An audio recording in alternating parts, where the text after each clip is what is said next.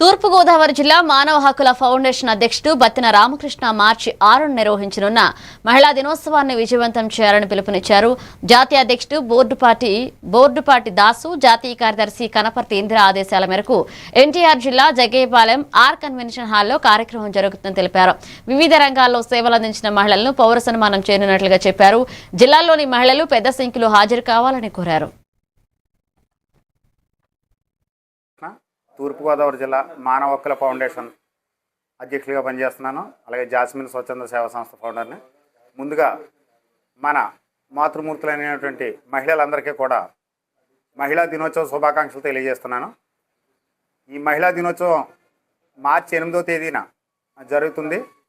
అయితే వివిధ కారణాల చేత మా మానవ హక్కుల ఫౌండేషన్ జాతీయ అధ్యక్షులు బోర్డుపాటి దాసు గారి ఆదేశాల మేరకు విజయవాడలోని ఎన్టీఆర్ జిల్లా జగ్గయ్యపాలెంలోని ఆర్ కన్వెన్షన్ హాల్లో 6వ తేదీన ఈ మహిళా దినోత్సవం చేస్తున్నాము. దీనిలోని అనేక మంది ముఖ్యమైన ప్రజాప్రతినిధులు, మంత్రులు కూడా ఈ కార్యక్రమానికి హాజరవుతున్నారు.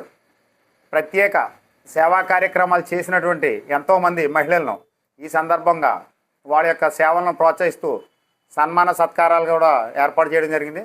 మన తూర్పుగోదావరి జిల్లా అధ్యక్షులుగా నేను కోరేది ఏంటంటే, మన మహిళామూర్తులందరూ కూడా రేపు మార్చి 6వ తారీఖున విజయవాడలో జరిగే మహిళా దినోత్సవ కార్యక్రమానికి రావాలని మా మానవ హక్కుల ఫౌండేషన్ జాతీయ అధ్యక్షులు డాక్టర్ బోర్డుపాటి దాసు గారు, జాతీయ జనరల్ సెక్రటరీ అయినటువంటి కనపర్తి ఇందిరా గారు ఆ కోరిక మేరకు తూర్పుగోదావరి జిల్లా నుంచి కోరుతున్నాను.